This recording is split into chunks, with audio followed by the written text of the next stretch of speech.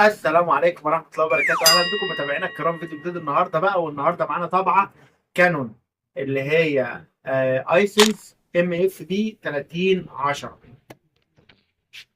زي ما انتم شايفين ده الطبعة معانا، ودي ماركة طبعة كانون اهيت.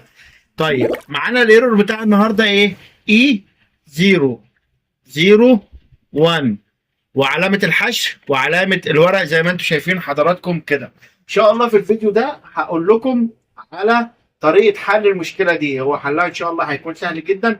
هي لها عدة اسباب، بس ده سبب من اسباب الايرور ده. ان شاء الله تابعوني بعد الانترو واقول لكم الحل فين.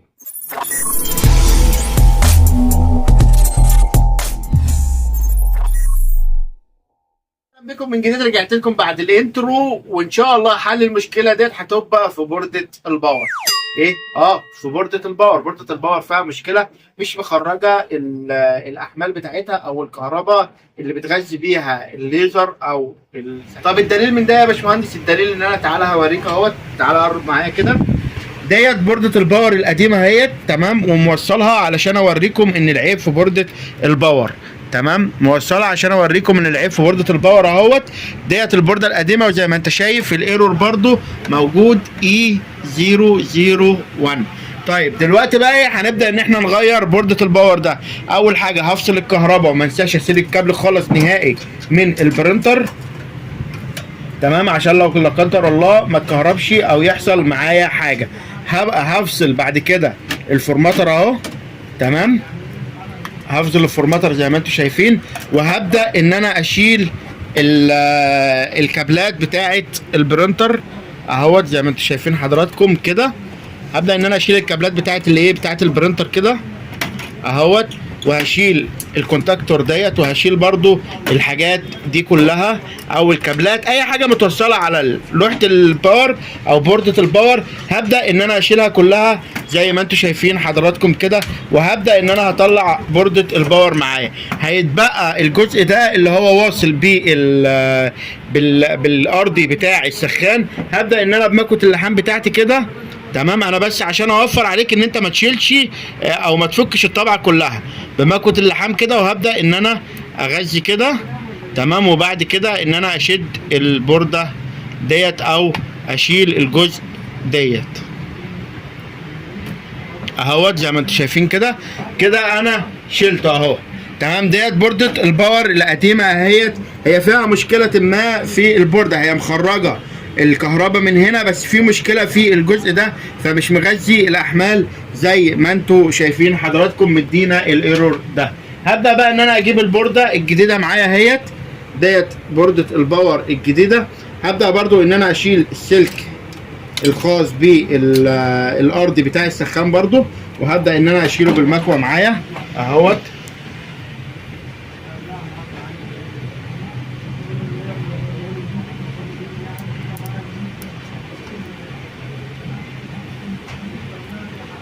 طبعا بنتظر ثواني بس، ايه، لان اللحام بتاع المصنع ده بيبقى شديد شويه، فبنتظر لحد اما تسيح معايا كلها، وابدا ان انا اشيلها. خلاص كده هبدا ان انا اشيلها اهوت. اتشالت معايا، طلعت معايا اهي الحمد لله، تمام. هبدا بقى ان انا انضف الجزء اللي انا كنت شغال فيه ده، انضفه كويس كده بنزين عندك، بشويه تنر، بشويه كحول، بس ما يكونش فيه ميه كتير عشان ما يصدقش معانا. وهبدا برضو ان انا اقيس الجزء ده، اجيب الافوميتر على وضع الصفاره زي ما انتم شايفين كده، وهبدا ان انا اقيس الجزء ده اهو على صفر معايا اهوت، اهو صفر معايا اهوت، تمام، واتاكد ان مفيش تلامسات تانية اهوت. خلاص كده يبقى ان شاء الله الوضعيه كده تمام وسليمه باذن الله. هبدا ان انا اعمل ايه؟ هبدا ان انا ادخل الجزء اللي هو القديم ده، تمام، بالجزء ده كده اهو، تمام، وهبدأ ان انا اسخن عليه مرة تانية، ارجعه زي ما كان.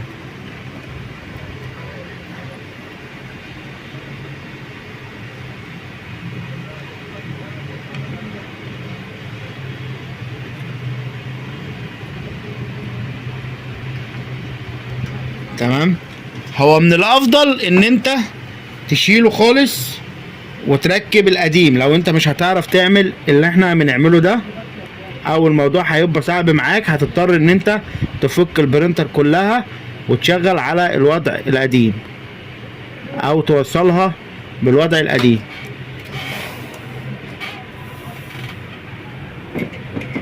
تمام كده انا وصلتها الحمد لله اهوت. تمام انا وصلتها بفضل الله. هبدأ ان انا بقى ايه ادخلها في مكانها واظبطها في مكانها ان شاء الله اهو، بالراحة كده واحدة واحدة وما تستعجلش. طبعا انا الكلام ديت بخاطب بيه المهندسين الصيانة، يعني لو انت يوزر عادي او مستخدم عادي يا ريت يا ريت يا ريت تاخد بالك لو انت هتعمل حاجة زي ديت، علشان خاطر ما تضرش الطبعة اكتر او ما تعملش مشاكل اكبر في الطبعة. تمام كده اهوت. انا كده بقفل المسامير بتاعت الطبعة اللي معايا اهو. تمام كده. وهبدأ ان انا ادخل الجزء ده في مكانه كده اهوت اهو.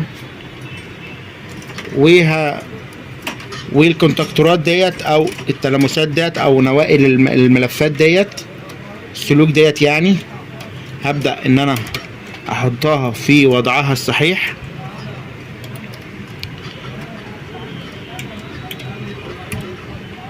اهوت.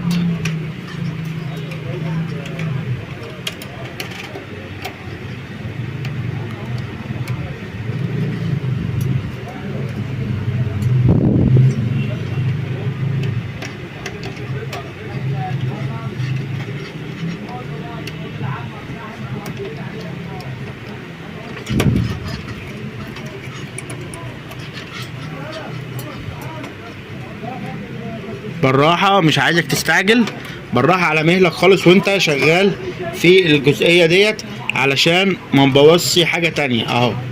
تمام كده. اخر حاجة كده اهوت ديت الكهرباء اهوت كده. تمام. هبدأ بقى ان انا ايه احط الجزء ده الجزء اللي بيشيل كارت الفورماتر. تمام. هبدأ ان انا احطه كده واثبته في مكانه. طبعا الاسلاك ديت مهمة جدا، ديت الاسلاك اللي هي بتاعة الفلاتات الخاصة بالطبعة اهوت. هحطها برضو في مكانها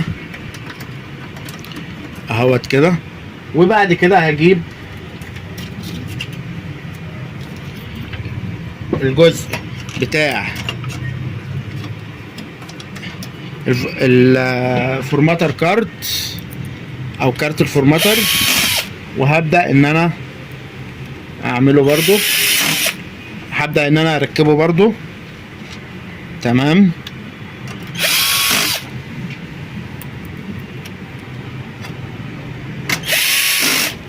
كده انا ركبت الكارت في المسمار ده، بيركب بعد العامل بتاع الفورماتر كده. يبقى انا قفلت الجزء ده. هبدأ ان انا احط الكونتاكتورات بتاعته. تمام كده. يبقى ده كان اخر كونتاكتور بنحطه على او اخر كابل فلات بنحطه على البورده بتاعه الفورماتر. طيب هيبقى معانا كابل الفلات اللي من هنا لهنا اهو، طبعا يكون موجود عندنا. تمام. هبدأ ان انا احطه كده اهوت. تمام. وبالجزء ده يبقى احنا كده وصلناهم ببعض. طبعا الفلاتين دولت ما ننساهمش اهوت، وادي الفلاتة التانية. تمام. وبعد كده هنبدأ ان احنا نحط الكونتاكتور ده والكابل ديت اللي هو خاص بالباور بتاع المكنة اللي معانا النهاردة، اللي هي المكنة 3010 الكانون.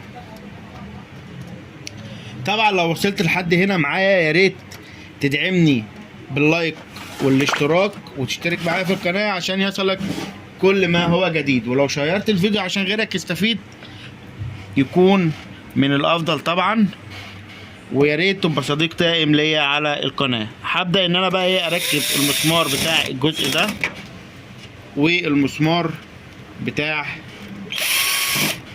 هنا والمسمار التاني هنا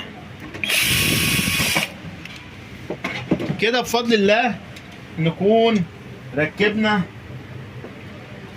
او نكون غيرنا بوردة الباور الخاصة بالمكنة ال3010. وكده بفضل الله هنكون غيرنا بوردة الباور بتاعة ال3010. تعالى بقى نجرب. تفتكر الاول هتشتغل ولا مش هتشتغل؟ تعالى مع بعضنا. كابل الكهرباء معانا اهوت، تمام، وهنبدأ ان احنا نشغل الباور.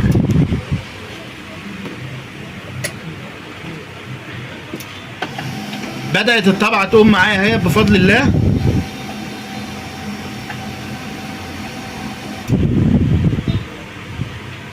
والحمد لله الايرور راح والطبعة ادتني ريدي واقفة على رقم 1 ومستعدية للتصوير.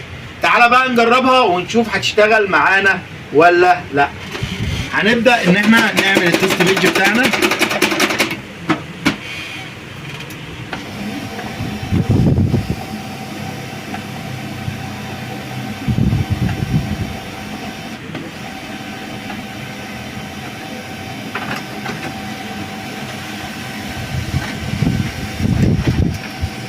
ده بفضل الله الصورة بتاعة الطبعة. وبكده الطبعة اشتغلت معانا وحلنا المشكلة ديت، والحمد لله كان حل المشكلة سهل جدا.